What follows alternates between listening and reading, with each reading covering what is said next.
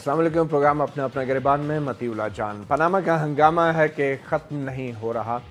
Opposition کی طرف سے وزیر اعظم کے استعفے کا مطالبہ زور پکڑتا جا رہا ہے اور نواز شریف حکومت ہمیشہ سے ہی بحرانوں میں رہی ہے۔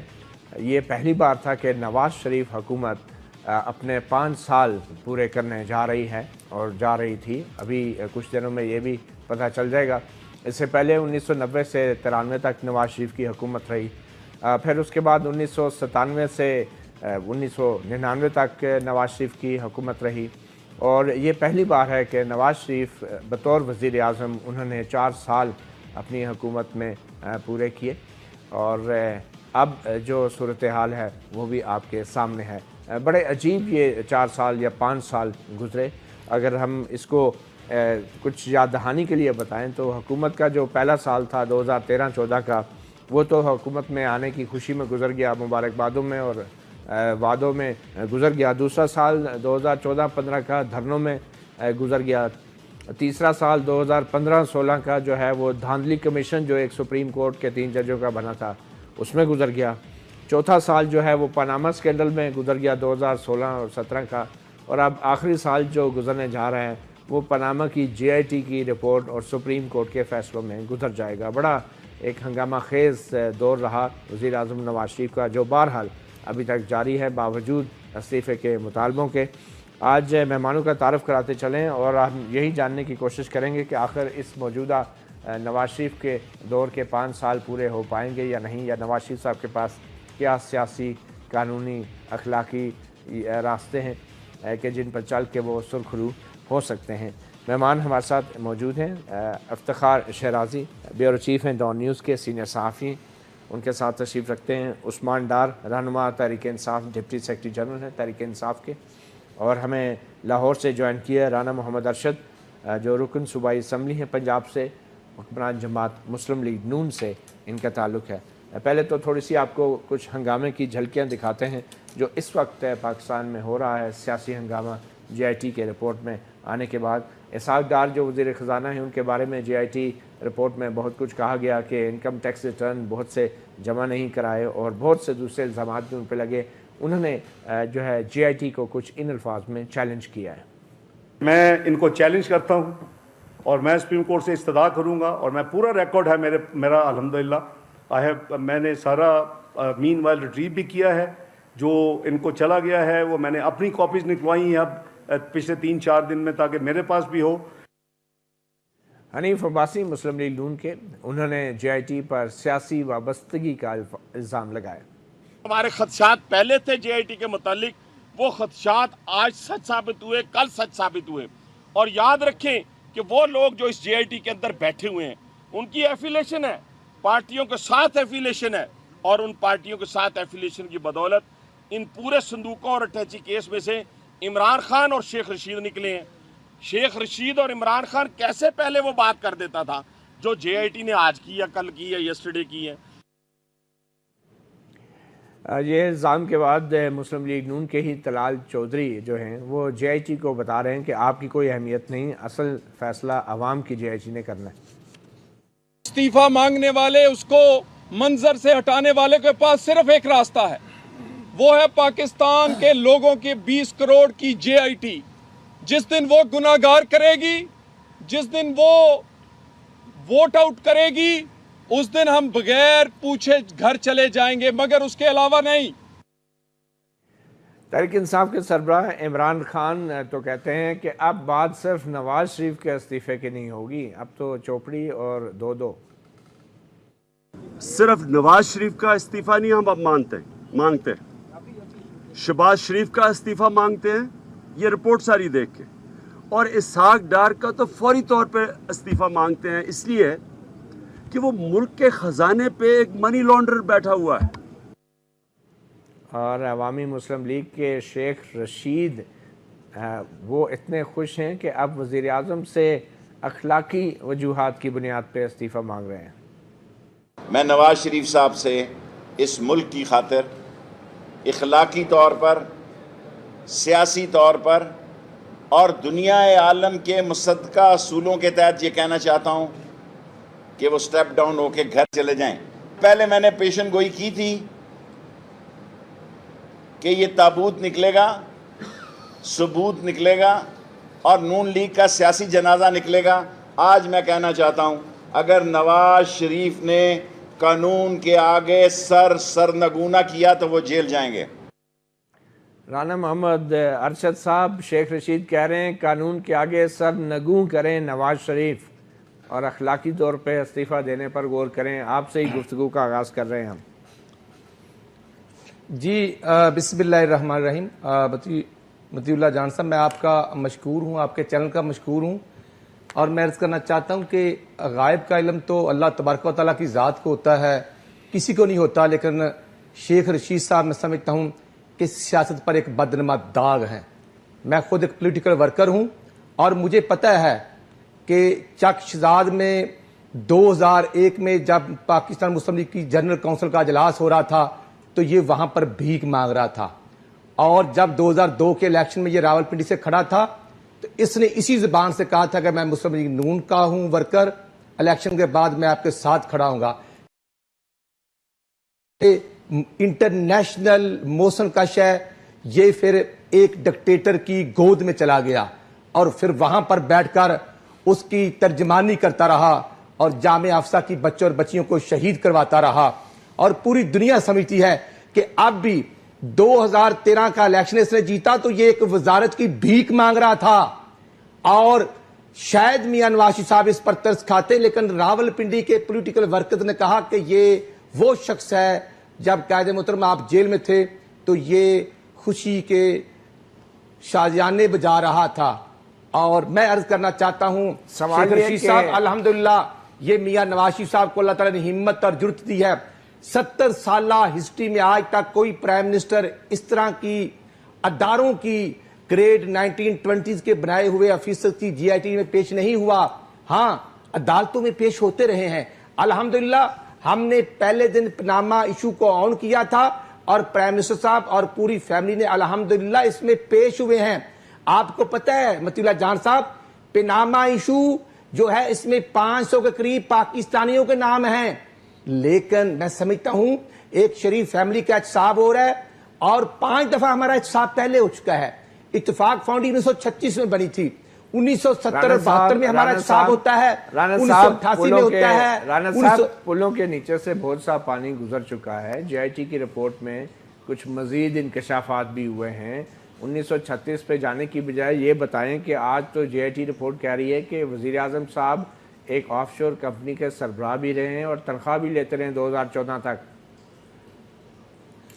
مطیع اللہ جان صاحب، میں آنریبل عدلیہ کی بنائی ہوئی جے آئی ٹی بھی میرے لیے بڑی اہمیت کی حامل ہے، میرے لیے وہ قابل احترام ہیں، لیکن اگر وہ بتا رہے ہیں آج آف شور نکلی ہے تو جو پہلے آف شور کمپنی کی لسٹ تھی، آیا اس میں میاں نواز شریف صاحب کا نام وہ بھول گئے تھے جرمن والے؟ آیا اس لسٹ میں نام نہیں تھا تو آج کوئی نئی لسٹ بن گئی ہے آف شور کی؟ یہ بینگ اے پولیٹیکل ورکر میری طرف سے ایک سوالیہ نشان ہے، اور یہ جو نئی آف شور بن گئی ہے، سو ہم تو جواب دے ہیں، ہم تو سپریم کورٹ کے تمام فیصلوں پر منوعن ہم نے عمل کیا ہے، مزید بھی عمل کریں گے۔ اب میں توقع رکھتا ہوں کہ عمران خان نیازی صاحب ہم سے استعفوں کی ڈیمانڈ کرنے والے الیکشن کمیشن میں کب پیش ہوں گے، اور ان کو ڈرا دھمکا رہے ہیں، اور عدالت الیکشن کمیشن تک تو جاری رہے۔ اب خان صاحب کی جو آف شورز ہے جو 1984 میں انہوں نے بنائی تھی، وہ منی ٹریل کب پیش کر رہے ہیں؟ رانا صاحب، وزیر اعظم کے آف شور کے حوالے سے آپ کچھ کہنا چاہیں گے؟ میں یہ عرض کرنا چاہتا ہوں، ہم نے تمام جو ڈاکومنٹس تھے وہ ہم نے پرووائڈ کر دیے ہیں، جو 13 سوال تھے ہم نے ان کے جوابات دے دیے ہیں۔ میں یہ عرض کرنا چاہتا ہوں ان 13 سوالوں میں حدیبیہ پیپر مل اور چوری شوگر مل کا سوال نہیں تھا، اس کے باوجود ہم نے تو وہ کچھ بھی دے دیا جو ہم سے ڈیمانڈ نہیں تھی، اور انشاءاللہ جیسے جیسے ہوگا ہم اپنے آپ کو پیش کرتے رہیں گے۔ الحمدللہ۔ عثمان ڈار صاحب، آپ کے تحریک انصاف کے جو سربراہ ہیں پہلے کہہ رہے تھے کہ نواز شریف صاحب استعفیٰ دیں، اب تو انہوں نے اپنے استعفوں کے مطالبات میں اضافہ کر دیا ہے، شہباز شریف صاحب بھی استعفیٰ دیں، اسحاق ڈار صاحب بھی استعفیٰ دیں، لگتا یہ ہے کہ عمران خان صاحب بھی کہنا چاہ رہے ہیں کوئی نہ دے. دیکھیں امت اللہ جان صاحب جیسے جیسے رپورٹ پڑھ رہے ہیں ہمارے گول پوسٹ شفٹ ہوتی جا رہی ہے تو ایسی چیزیں سامنے آ رہی ہیں. مقصد یہ ہے کہ پہلے تو میاں صاحب منظر عام پہ تھے, پوری کی پوری جو ہے فیملی کے معاملات سامنے آ رہے ہیں. میں یہاں کہنا چاہتا ہوں کہ میں رانا صاحب کی بھی تقریر سن رہا تھا اور ان کے وزراء بھی آ کے گھنٹوں بیٹھ جاتے ہیں ٹی وی کے اوپر اور لمبی لمبی پریس کانفرنس, اور آج اسحاق ڈار صاحب بھی لگے ہوئے تھے. تو انہوں نے کیوں نہیں وہ تمام چیزیں جی آئی ٹی کو دیں جو اب یہ آ کے کلیم کر رہے ہیں جی ہم یہ بھی دے سکتے ہیں, ہم یہ بھی دے سکتے ہیں. تو کیوں جی آئی ٹی کو انہوں نے دی ہیں لیکن اس کے باوجود چلیں وہ دیکھیں گے ہم آنے والے کل میں جب ڈار صاحب وہاں آتے ہیں, ان کے وکلا آئیں گے, جرا ہوگی.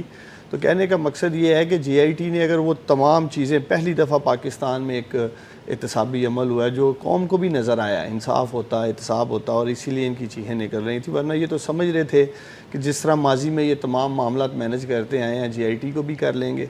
اور جس طرح ثابت ہو گیا آج کہ جتنی بھی دستاویزات تھیں جس کی نعرے بازی وزیر اعظم فلور آف دا ہاؤس بھی کرتے رہے, قوم سے بھی انہوں نے کہا, آن ریکارڈ ہے کہ انہوں نے کہا ہے کہ جے آئی ٹی اگر میرے خلاف یا کچھ ثبوت لاتی ہے یا کوئی بھی میرے خلاف فیصلہ آتا ہے تو میں ہٹ جاؤں گا. اور جس طرح سے جے آئی ٹی نے ان کے سامنے چیزیں رکھی ہیں کہ ثابت ہو گیا کہ تمام دستاویزات جو انہوں نے دی ہیں وہ فرضی بنائی گئی تھیں, جعلی تھیں.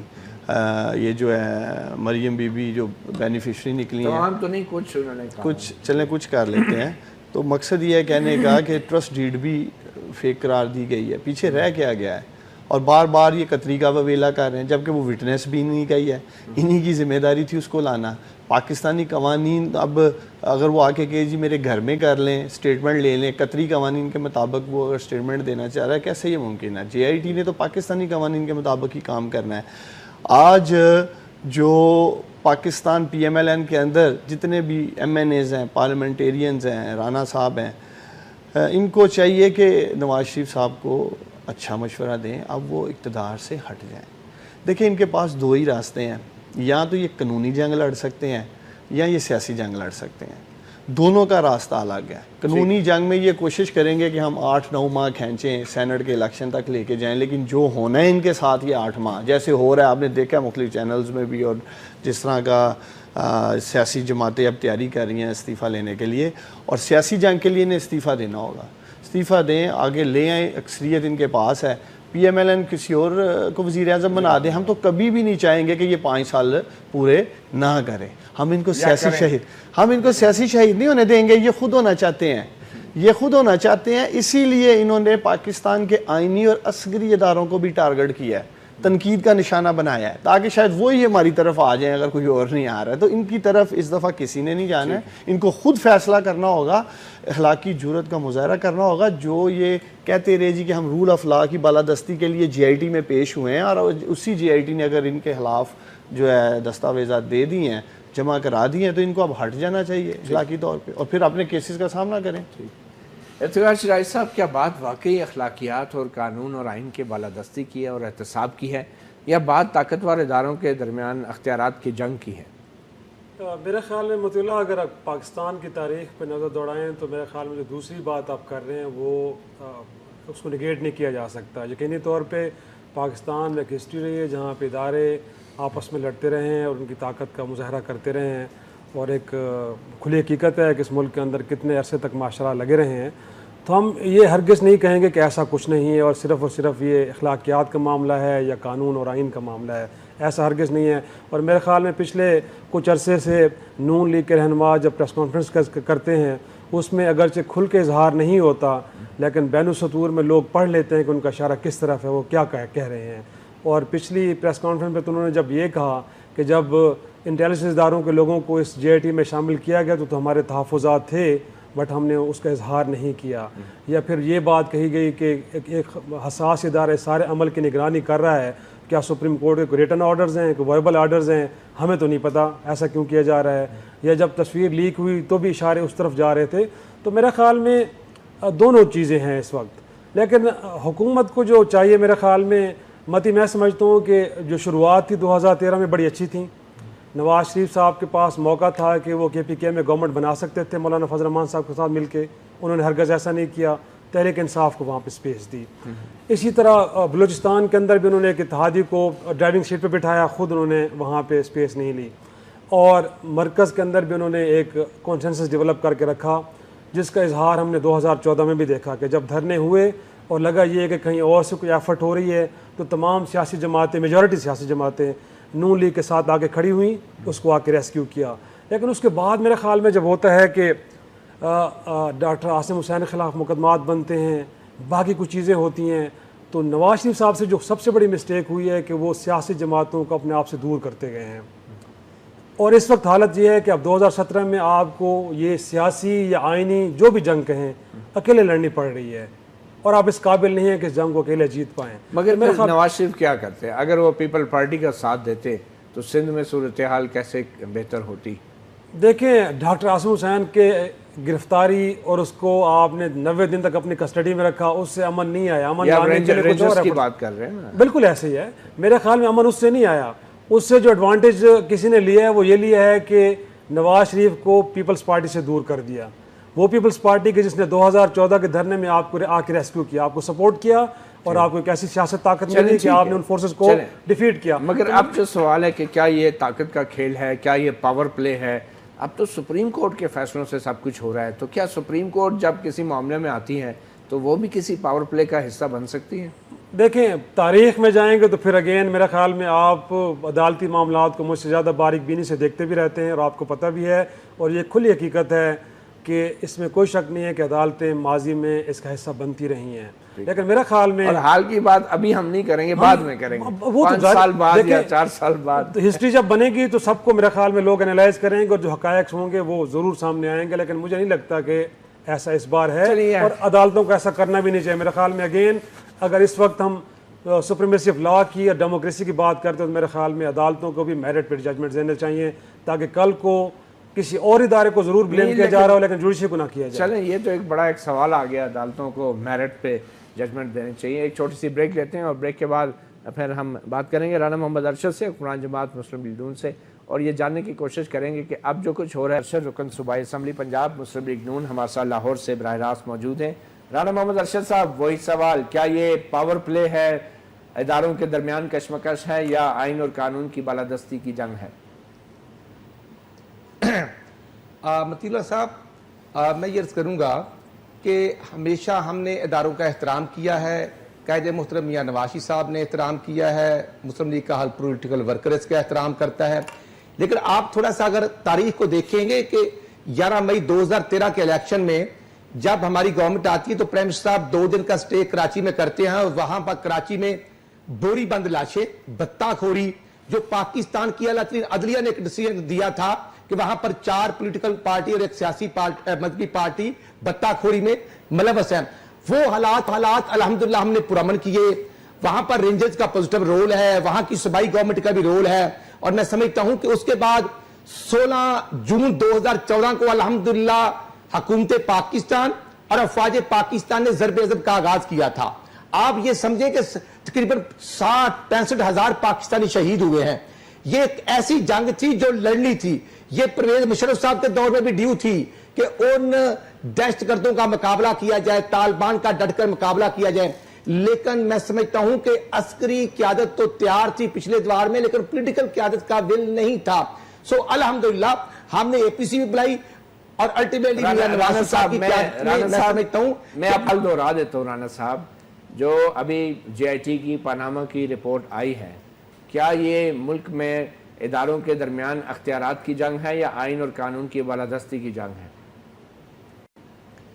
میں سمجھتا ہوں کہ آئین پاکستان 1973 کا جہاں پر مدعی کو پروٹیکشن دیتا ہے, وہاں پر ہر ملزم, ہر الزام جس پر لگتا ہے اس کو بھی وہ آئینی تحفظ دیتا ہے, اور اس کو یہ حق دیتا ہے کہ وہ اپنے وکیل صفائی کو پیش کرے. اب ایشو یہ ہے کہ جو JIT کے 2 ممبران پر ہمیں تحفظ تھا, سو ہم نے اس چیز کا اظہار کیا. ہم کورٹ میں بھی گئے, ہم نے کہا کہ JIT کے جو 2 ممبران ہیں, ایک میں وہ ممبر ہے جس کی فیملی ممبر جو ہیں وہ PTI کے ممبر ہیں. ہم نے کہا کہ دوسرے وہ ہیں جو میں سمجھتا ہوں کہ میاں اظہر صاحب کاف لیگ کے پہلے خود ساختہ پریزیڈنٹ تھے, تو ان کے قریبی عزیز ہیں. وہ ان لوگوں پر ہم نے تحفظات کا اظہار کیا. آج آپ دیکھیں کہ یہ 256 جو پیجز کی میں سمجھتا ہوں کہ فائنڈنگ آئی ہے, آپ دیکھیں گے 225 پیج کے تو ایک بک بنتی ہے, 2 بن جائیں. وہ اتنا بڑا جو وہاں پر میں سمجھتا ہوں کہ باکس لائے گئے ہیں, وہ کس چیز کی عکاسی کر رہے تھے. رانا صاحب دیکھیں, آپ تو بہت کچھ سمجھ رہے ہیں, لیکن میں نہیں سمجھ رہا. میں آپ سے ایک سادہ سے سوال کیا تھا کہ جے آئی ٹی کی جو رپورٹ ہے, جو پاناما اسکینڈل کی جو تحقیقات ہیں, سپریم کورٹ میں جو سماعت کارروائی ہو رہی ہے, آپ سمجھتے ہیں کہ یہ آئین اور قانون کے مطابق ہو رہی ہے یا اس کے پیچھے کچھ نادیدہ قوتیں ہیں, کیا اسٹیبلشمنٹ کا ہاتھ ہے؟ ذرا جواب دے دینا. میں عرض یہ کرنا چاہتا ہوں, ہم پاکستان کی اعلیٰ ترین عدلیہ سے گزارشات کرتے ہیں, التجا کرتے ہیں کہ ہمیں انصاف مہیا کیا جائے. آپ دیکھیں نا کہ وہ حجازی صاحب ہوں, جو رپورٹ ہے وہ اوپن ہونے سے پہلے ایف آئی آر کی بات کی جا رہی تھی کہ اس وقت مقدمہ درج ہو جائے گا, تو وہ کن کو علم تھا؟ میں سمجھتا ہوں کہ شیخ رشید صاحب ہوں یا نیازی صاحب ہوں, وہ ذرا اپنے کردار پر بھی نظر ثانی کریں. اچھا, شیخ رشید اور عمران خان کے آئین کے اندر رہتے ہوئے انشاءاللہ اداروں کا احترام کرتے ہیں. رانا صاحب, عمران خان, نیازی اور شیخ رشید کے پیچھے اور عمران خان کے پیچھے کون سی قوت ہے؟ میں سمجھتا ہوں کہ وہ نیازی صاحب بہتر بتا سکتے ہیں کہ جب انہوں نے اسلام آباد کے اندر دھرنا دیا تھا, چائنی پریزیڈنٹ کا راستہ روکا تھا اور امپائر کی انگلی کا اشارہ کیا تھا, میں سمجھتا ہوں کہ خان صاحب کو اپنے رویے میں تبدیلی لانا ہوگی. رانا صاحب آپ کیا سمجھتے ہیں؟ میں سمجھتا ہوں کہ چیف ہماری اسٹاف سے ملتے ہیں تو نعیم الحق صاحب جو ہیں وہ جنرل کیانی پر الزام لگاتے ہیں کہ انہوں نے پچھلے جو الیکشن تھے ان کو چرا لیا تھا. میں سمجھتا ہوں اس طرح اداروں کو تھریڈ کرنا, الیکشن کمیشن کو تھریڈ کرنا, تمام اداروں پر الزامات لگانا, یہ نیازی صاحب کو اب زیب نہیں دیتا. یہ زیب نہیں دیتا, وہ خود ہی اپنی اداؤں پہ ذرا غور کریں, کیونکہ حکومت تو کچھ نہیں کر سکتی باوجود اس کے کہ نیازی صاحب کے بھی وارنٹ نکلے ہوئے اور دوسرے لوگوں کے بھی. میں عثمان ڈار صاحب, متی صاحب وہ کورٹ میں پیش نہیں ہوتے, نہیں تو آپ پیش کرتے نہیں سمجھتے, آپ بھی کچھ نہیں کرتے. جب بلاوا آئے گا چلے. جی عثمان ڈار صاحب, عمران خان صاحب جو ہیں ابھی کیا وہ اسٹریٹ پہ آنے کے لیے تیار ہیں اگر وزیر اعظم صاحب استعفیٰ نہیں دیتے, یا سپریم کورٹ کے فیصلے دیکھیں آج ہی ہماری پارٹی کا اجلاس تھا اور سب اسی بات پہ متفق ہیں کہ پہلے ہم دیکھتے ہیں سپریم کورٹ آف پاکستان سے کیا ٹائم لگ جائے. امید ہے جلد فیصلہ آ جائے گا. جے آئی ٹی کی جو رپورٹ ہے وہ کافی حد تک 28 گواہ ہیں کلیئرٹی اور ہے. ان 28 گواہان میں سے اگر 20 نے بھی اپنا وکیل کر لیا اور ایک وکیل نے اگر ایک دن لے لیا تو یہ بات کہاں تک جائے گی؟ لیکن انہوں نے ایک بات کیٹاگوریکلی کہی ہے جج صاحبان نے کہ کوئی بھی پچھلی جو ہماری کارروائی ہو چکی ہے اس پہ بات نہیں ہوگی, صرف جے آئی ٹی کو لے کے یہ جو ایک اس پہ ہوگا. دیکھتے ہیں کتنا 2-3 ہیئرنگ میں اندازہ ہو جائے گا, ہو سکتا ہے ڈے ٹو ڈے ہیئرنگز ہوں تو اینڈ آف جولائی یا 14 اگست سے پہلے کوئی نہ کوئی رپورٹ سامنے آ جائے گی, فیصلہ سامنے آ جائے گا. میں رانا صاحب کو یہ کہنا چاہتا ہوں کہ یہ جے آئی ٹی کے ممبران کو تو لے کے ان پہ تو یہ اعتراضات اٹھاتے ہیں جی یہ کچھ مشرف دور کے ہیں, ان کے ساتھ ان کے رابطے رہے ہیں, لیکن جو پی ایم ایل این میں مشرف لیگ کے کم از کم 100 کے قریب اس ٹائم اراکین بیٹھے ہیں قومی اور صوبائی اسمبلیوں میں, ان پہ تو یہ اعتراضات نہیں اٹھاتے جو انہیں لے رہے ہیں. وفاداریاں بدل گئی ہیں نا. اکثر کہنے کا جو ان کے کیبنٹ میں ہیں, جو وزراء ہیں مشرف دور کے, تو وہاں نہیں یہ دیکھتے, صرف ان کو جے آئی ٹی کو ممبران نظر آ رہے ہیں جو ایمانداری سے, شفافیت سے اور محنت کے ساتھ ان کی اتنا سخت کرٹیسزم انہوں نے برداشت کیا ہے. کون برداشت کرتا ہے جس کے بیوی بچوں تک کو دھمکی لگا دی جائے گی کہ آپ کے لیے زمین تنگ کر دی جائے گی, لیکن اس کے باوجود انہوں نے کام جاری رکھا. ایک تو میں انہیں خراج تحسین پیش کرنا چاہتا ہوں. دوسرا ایس سی سی پی کے جو چیئرمین ہیں جن کی بات ہو رہی ہے, شرم آنی چاہیے ظفر حجازی صاحب کو کہ انہوں نے ٹیمپرنگ کی اور آج یہ سوالات اٹھ رہے ہیں کس کے کہنے پہ کی, کس کے لیے کی. مطیع اللہ جان صاحب, جس ملک میں اداروں کے جو چیئرمین ہیں اگر وہ مکمکہ کر لیتے ہیں آپ کا ایف بی آر کا, ایس سی سی پی کا, ایف آئی اے کا, تو پھر کیا حالات ہونے ایسے ملک کے. اچھا آپ مجھے یہ بتائیں نا کہ اس پہ چلیں سارا پروسیس تو بظاہر بڑا کلیئر رہا, جے آئی ٹی نے بڑی محنت کی, بڑی اچھی رپورٹ بھی سامنے لائی اور کچھ اضافی معلومات بھی, ڈاکومنٹس بھی سامنے آئے ہیں, مگر آپ نہیں سمجھتے کہ جے آئی ٹی کے اندر انٹیلیجنس ایجنسیوں کی موجودگی جو ہے ہماری تاریخ میں اس کو کبھی بھی اچھا نہیں سمجھا جائے گا. لیکن دیکھیں ان کی آپ ایکسپرٹیز کیسے جسٹیفائی کریں گے اپنی فیوچر جنریشنز کو؟ انہی ایجنسیز کو میں قوم کو بتانا چاہتا ہوں کہ جو ہماری ایجنسی ہے, میں نام لے لیتا ہوں, ISI ماشاءاللہ دنیا کی one of the best agency ہے. جتنے ان کو ریسورسز دیے جاتے ہیں اس میں رہتے ہوئے جو یہ پرفارم کرتے ہیں, نمبر 1 ایجنسی ہے دنیا کی. تو ان کی قابلیت پہ کسی کو شک و شبہ نہیں ہونا چاہیے. اور جس طرح کا یہ کیس تھا اور جس طرح کے اس کے معاملات پر روک کیے جانے تو اس میں ایسے لوگوں کا ہونا ضروری تھا. یہ تو ایسے کنٹروورسی کے لیے یا لوگوں کو گمراہ کرنے کے لیے, جی شاید وہ لوگ تھے, انہیں کیا پڑی ہے ان ایجنسیز کی. اگر دیکھا جائے حکومت جب آئے گی تو FIA میں ISI کی خدمات بھی FIA کے لیے بھی حاصل کریں گے. دیکھیں وہ تو آنے والا وقت بتائے گا ہم کیسے انشاءاللہ تعالیٰ یہ جو ہے حکومت پاکستان لے کے چلیں گے. مقصد یہ ہے کہنے کا کہ چاہے وہ MI ہے, چاہے ISI ہے, چاہے دیگر ایجنسیز ہیں, IB کو بھی لے لیں. IB جو ان کے نیچے کر رہی ہے کام, اور پرائم منسٹر کے نیچے ہی ہے نا, انہوں نے بھی جو وہاں وہ بھی ان کے نیچے ہے. وہ میں کہنے کا مقصد یہ ہے کہ ایجنسیز ڈائریکٹلی انڈائریکٹلی لنک تو انہی کے ساتھ ہیں. پھر ان کے اوپر ہی انگلی اٹھانا, جو میں پہلے بات کہہ رہا تھا کہ عسکری اداروں کے ساتھ یہ خود ٹکراؤ جاتے ہیں, خود ان کو تنقید کا نشانہ بناتے ہیں. کسی طرح کوئی ریاکشن ہو جائے, کوئی ہمیں گھر بھیج دے, ہم کہنے والے بنے کہ ہم تو وہ تمام منصوبے مکمل کرنے والے تھے جن کا ہم نے آپ سے وعدہ کیا تھا, یہ کچھ بھی نہیں دے سکے. مطیع اللہ جان صاحب یہ 4.5 سال 4.25 سال ان کو ہونے کو کیا چیز میں نے آپ کو بتایا کہ 4 سال کیسے گزارے انہوں نے.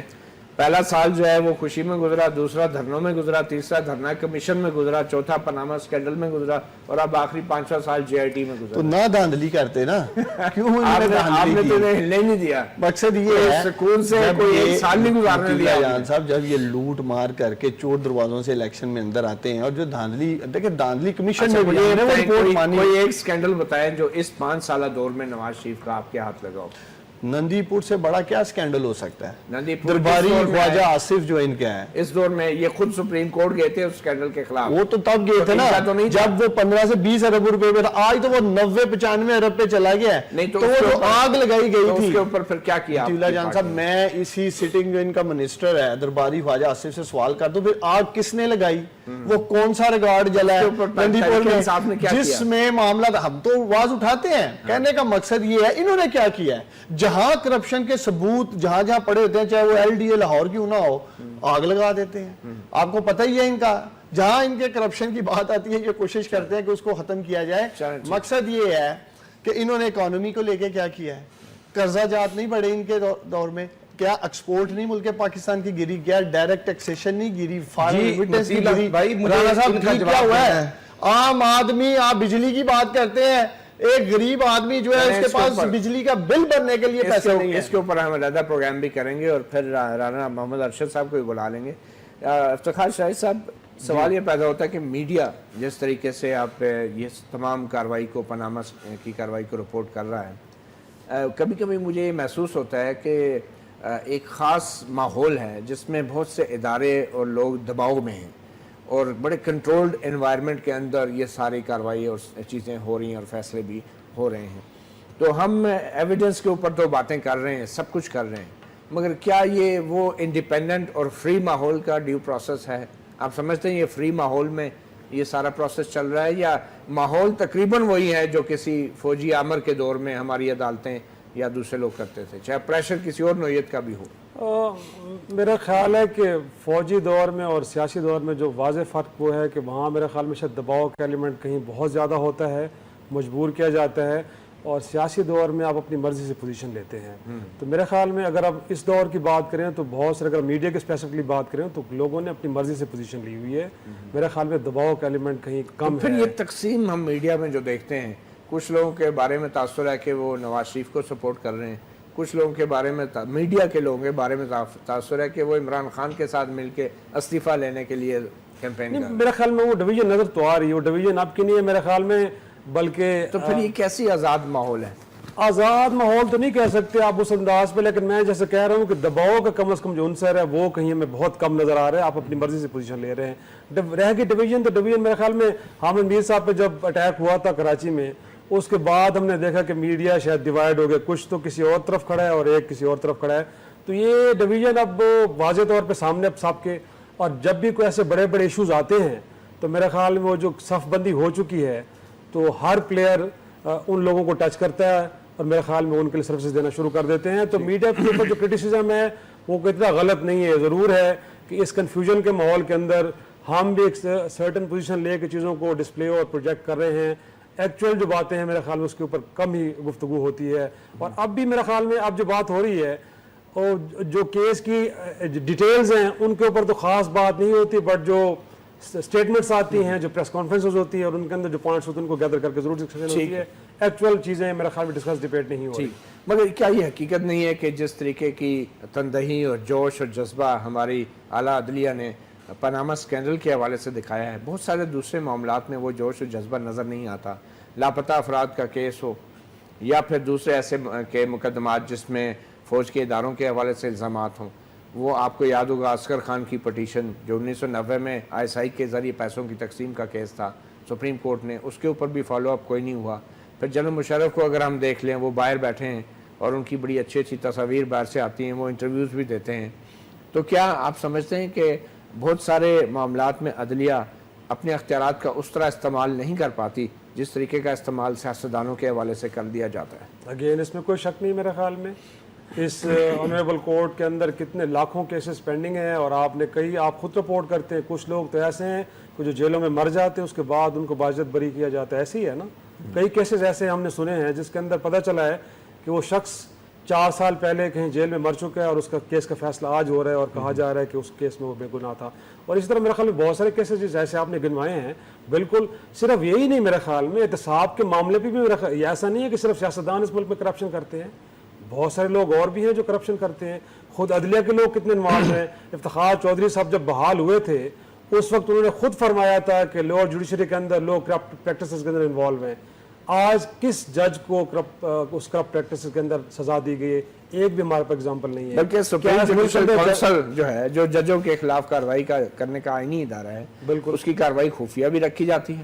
اور بہت ساری کمپلینٹس ہیں وہ ابھی تک ان کا فیصلہ ابھی نہیں آیا. بالکل ججوں کو ریٹائرمنٹ کا موقع ملتا ہے, ریٹائر ہونے کا موقع ملتا ہے اور وہ معاملات ختم ہو جاتے ہیں کیونکہ جج ریٹائر ہو گیا, بات ختم ہو گئی. بالکل ایسے. اور میرے خیال میں ملک میں فوج ایک بہت بڑا ادارہ ہے. بہت سارے لوگ ماضی میں ہم نے دیکھا کہ کرپٹ پریکٹسز کے اندر انوالو تھے, لیکن یا تو وہ کیسز وہاں پہ صرف دیکھے جاتے ہیں جو ان کے اپنے کورٹس ہیں, یا یہاں آتے تو میرے خیال میں چیزیں پینڈنگ ہوتی ہیں, پھر وہ کبھی ان کی ہیئرنگ نہیں ہوتی. تو سب کے لیے ایکول ٹریٹمنٹ ہونی چاہیے. یہ سوال اپنی جگہ پہ بالکل ویلڈ ہے اور اس کا ضرور جواب ملنا چاہیے. رانا محمد ارشد صاحب, ہمارے سپریم کورٹ کے معزز جج جسٹس آصف سعید خان کھوسہ جو ہیں, انہوں نے جو پاناما کیس میں فیصلہ دیا, انہوں نے گاڈ فادر ایک ناول کا حوالہ بھی دیا اور وزیر اعظم نواز شریف کو نااہل بھی قرار دیا اور کہا کہ وہ صادق اور امین بھی نہیں رہے. ان کا فیصلہ تو ایک رائے بن گیا کیونکہ وہ ایک اقلیتی فیصلہ تھا, اکثریتی فیصلہ نہیں تھا, تو اب وہ ایک محض ایک اوپینین ہے. تو جسٹس آصف سعید کھوسہ کی عدالت میں یہ ان کی طرف سے یہ فیصلہ آنے کے بعد بہت سارے قتل کے مقدموں میں جسٹس آصف سعید کھوسہ نے بہت سے ایسے ملزمان کو رہا کر دیا جو 10 سال 5 سال 15 سال سے جیلوں میں تھے قتل کے الزامات میں, مگر انہوں نے کہا کہ ایویڈنس نہیں تھا اور ان کو چھوڑ دیا. تو کیا اس سے یہ واضح نہیں ہوتا کہ اگر ملک کا وزیر اعظم قانون کی گرفت سے بچ سکتا ہے تو پھر قاتلوں کو بھی چھوڑ دینا چاہیے, جیلیں کھول دینی چاہیے؟ تو یہ واقعی ایک بڑا منفی تاثر نہیں جا رہا عوام میں کہ عام آدمی کے لیے تو قانون کی بالادستی ہے, مگر جو بڑا وزیر اعظم ہے اس کو قانون اس کا کچھ نہیں بگاڑ سکتا, اور اسی لیے پھر ایسے ملزمان کو بھی جیلوں سے نکالا جا رہا ہے. متی اللہ جان صاحب, آپ کو 12 اکتوبر جب آئین پاکستان ٹوٹتا ہے, پرویز مشرف صاحب نے قبضہ کیا, الیکٹڈ پرائم منسٹر کو اٹک قلعے میں بند کر دیا, اور پھر آپ دیکھیں کہ 12 مئی 2007 کا کراچی کا ایئرپورٹ کا واقعہ, جب پرویز مشرف صاحب راولپنڈی اسلام آباد میں جلسہ کر کے مکہ لہرا رہے تھے.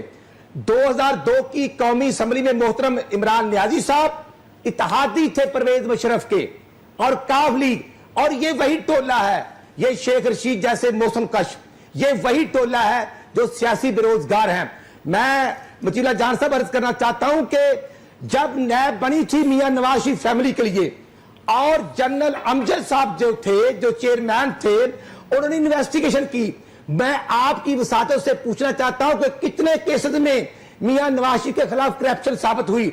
अब 4 साल हो गए हैं, किसी एक महकमे का स्कैंडल हमें बता दें मरकज में, और उसके बाद पंजाब गवर्नमेंट का कोई स्कैंडल बता दें।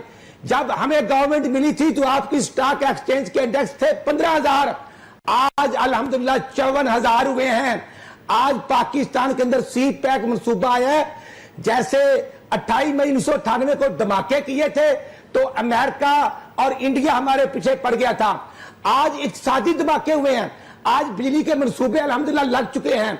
आज साहिवाल में 1320 मेगावाट बिजली पैदा होकर नेशनल ग्रिड स्टेशन में शामिल हो चुकी है। आज विक्की पावर शेखपुरा, आज हट बल्लो की कसूर, आज हवेलियां बादरशाह, हमने 5 मंसूबे लगाए हैं। पंजाब गवर्नमेंट ने आफ्टर 18 अमेंडमेंट हर सूबा बिजली पैदा कर सकता है, लेकिन इमरान खान साहब इल्जामात तो लगाते हैं, खुद कुछ नहीं करते। और मैं समझता हूं कि एक बैरूनी स्क्रिप्ट पर इमरान खान साहब अमल कर रहे हैं, पूरी दुनिया से फंड इकट्ठा करते हैं। और इनकी पार्टी के ऐसे बाबर ने जो केस किया हुआ है उसमें खान साहब पेश क्यों नहीं होते?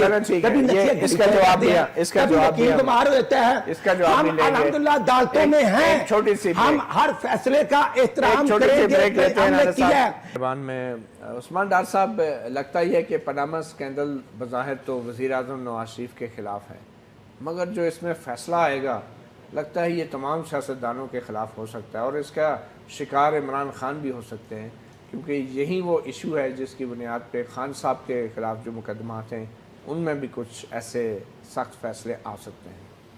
देखिए अमतुल्लाह जान साहब, मैं उस दिन कमरा अदालत में था, शायद आप भी होंगे, जब खान साहब ने जो लार्जर बेंच था वहाँ सुप्रीम कोर्ट ऑफ पाकिस्तान में खड़े हुए बात की।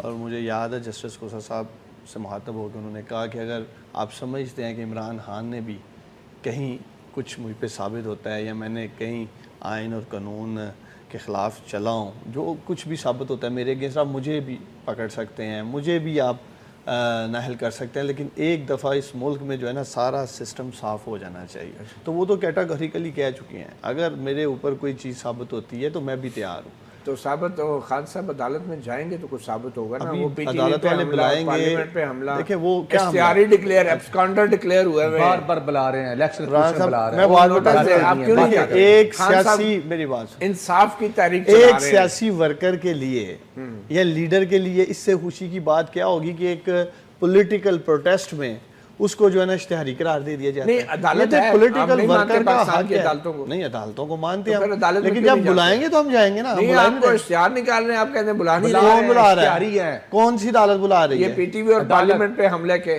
देखिए वो तो इन्होंने हुकूमत ने जो हुकूमत में बैठे इन्होंने पकड़ना है, गिरफ्तार करके पेश करना है। आपको मुजरिमों की तरह पकड़ ये कहते हैं ना हम नहीं पकड़े जा रहे, कभी कहते हैं हम नथिया गली आज भी वो बनी गला थे, चले जाते कर ले गिरफ्तार जाके। मुझे ये बताएं, इमरान खान जो है इंसाफ का बोलबाला क्यों नहीं करते, खुद चल के अदालत में जाए, क्यों नहीं जाते? अभी जो उन्होंने वो क्या पैगाम दे रहे हैं अवाम को?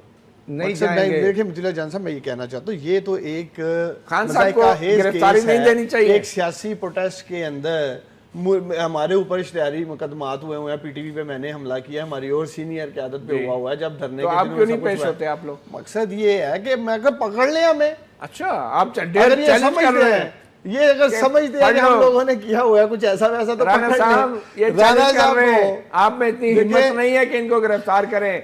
हर प्रोग्राम में बैठ के आप लोग चैलेंज करते हैं। यही बात है, यही यू टर्न है जो खान साहब ने शुरू से लिया हुआ है।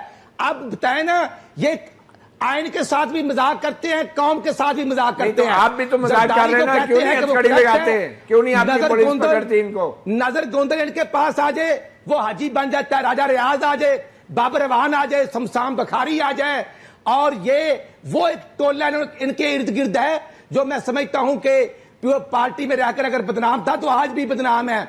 खान साहब आइन के साथ मजाक करते हैं, इलेक्शन कमीशन के चेयरमैन को थ्रेट करते हैं, धमकियां देते हैं, और मैं समझता हूं ये खान साहब का 4 साल का खैबर पख्तूनख्वा में फेलियर है। ये उसको छुपा रहे हैं, ये पनामा की आड़ में छुप रहे हैं। ये 20 करोड़ आवाम की जीआईटी नहीं छोड़ेगी। ये 2 दिन पहले इलेक्शन हुआ कराची में, देखिए नीचे से इनकी जमानत जब्त हो गई, इनके उम्मीदवार की जमानत जब्त हो गई। इंसाफ के बोर्ड से जब इमरान से मिला वो बड़े रिलैक्स्ड हुए हैं, ठंडे हो गए। پہلے تو بڑا جھگڑے کرتے تھے اس لیے کہ ہم تو ریلیکسڈ ہیں. عمران خان صاحب تو گزشتہ کئی سالوں سے یہ سب کچھ کہہ رہے تھے جو اب جی آئی ٹی نے تحریری طور پر سپریم کورٹ آف پاکستان میں جمع کرا دیا. اب تو سرٹیفائیڈ یہ چور ہیں. میں کہنا چاہوں گا ان کے اوپر مور لگ گئی ہے. اور میرے بھائی آپ جواری ہیں, آپ انٹرنیشنل جواری بھی ہیں, چور بھی ہیں. 1984 میں آپ نے آف شور کمپنی بھی بنائی. اور بھائی میاں نواز شریف کے تو والد محترم اتفاق فاؤنڈری کے مالک تھے, ان کے ساتھ سے 1 ارب 62 کروڑ ہیں. یہ نیازی صاحب کے 1 ارب 42 کروڑ کے ساتھ سے کہاں سے آگے؟ یہ ڈبل رخ ہے.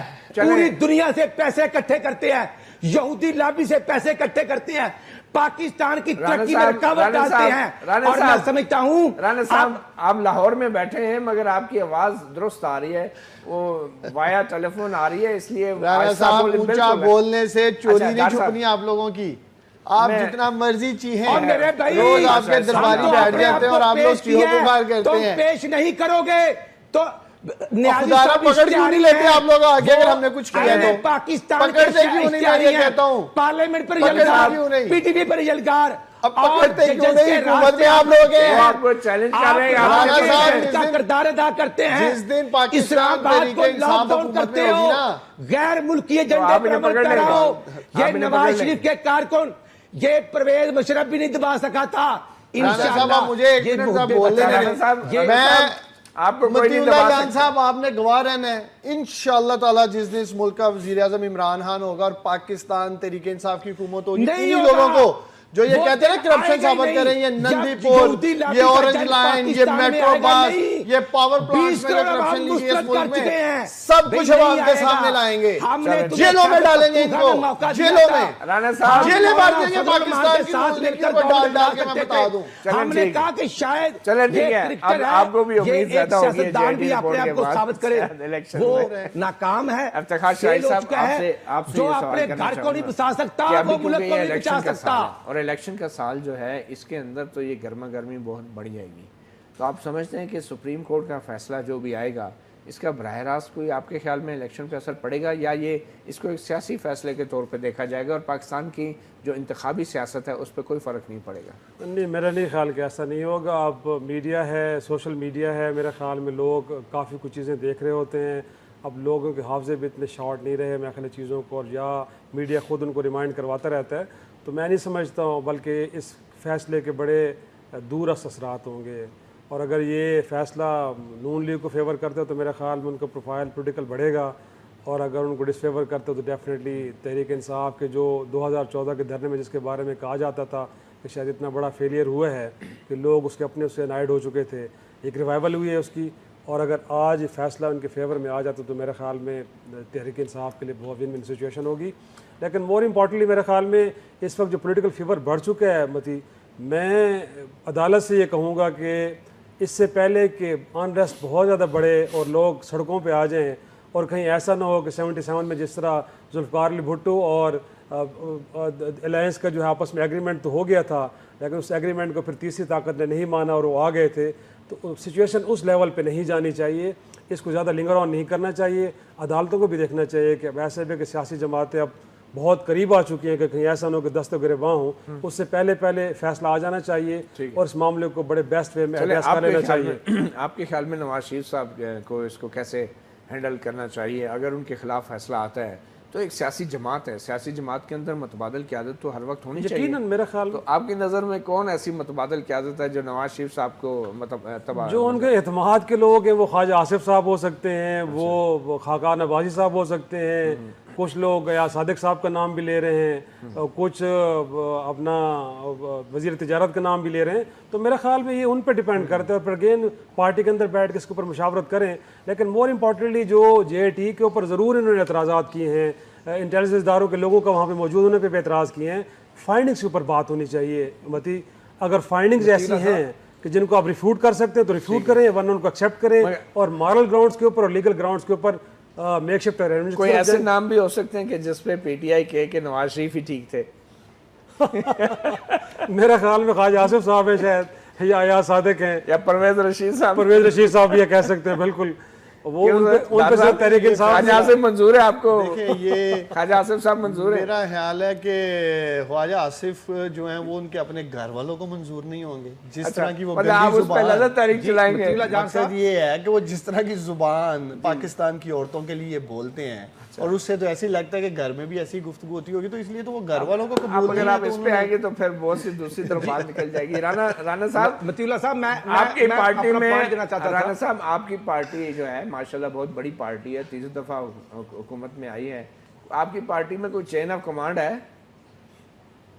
نواز شریف کے بعد کون ہے؟ میں سمجھتا ہوں کہ الحمدللہ ہماری پارٹی قائد محترم میاں نواز شریف کی قیادت میں متحد ہے. ٹھیک ہے, کارکنوں سے لے کر متحد تو ہے. مجھے تھوڑا سا وہ اپنی پارٹی کا سٹرکچر بتا دیں کہ نواز شریف صاحب کے بعد کون آتا ہے. میں سمجھتا ہوں کہ نواز شریف صاحب الحمدللہ ہماری پارٹی کے مرکزی مسلم لیگ کے صدر ہیں. نواز شریف کے بعد نواز شریف ہے اور پھر نواز شریف ہے اور پھر نواز شریف اور پھر نواز شریف ہے. میں سمجھتا ہوں کہ الحمدللہ میاں نواز شریف صاحب 5 سال بطور پرائم منسٹر انشاءاللہ یہ ٹنور پورا ہوگا. یہ کسی سیاسی بے روزگار کو روزگار نہیں ملے گا. اور مجھے پتا ہے کہ خان صاحب سیاسی طور پر بخلاتے ہیں. خان صاحب دیکھتے ہیں کبھی دائیں کبھی بائیں اور کبھی نریندر مودی سے جا کر ملاقاتیں کرتے ہیں. ڈاکٹر صاحب اب جلدی سے بتا دیں. میں عرض کرنا چاہتا ہوں کہ ان کو کچھ نہیں ملے گا. ہم تو بھگت رہے ہیں.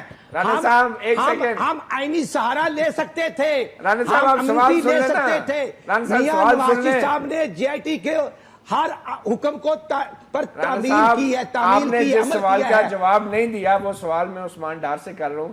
عمران خان کے خان صاحب کی بات چین آف کمانڈ میں سمجھتا ہوں کہ ڈار صاحب تو بکھلا گئے ہیں. رانا صاحب ایک سیکنڈ, جو نیازی صاحب کی بکھلاہٹ ہے ان کو رات کو سوئے میں بھی نواز شریف نظر آتے ہیں. اچھا رانا صاحب, رانا صاحب مجھے یہ بتائیں, سوال لے لیں. رانا صاحب مضبوط ہوا ہے, رانا صاحب ادارے مضبوط ہوئے ہیں, سی پی آئی کے منصوبوں پر عمل ہوا ہے, گوادر پورٹ بنی ہے, آج بجلی پیدا ہو رہی ہے نا. رانا صاحب, خان صاحب پریشان ہیں. اچھا رانا صاحب نواز شریف صاحب کے بعد کون ہے؟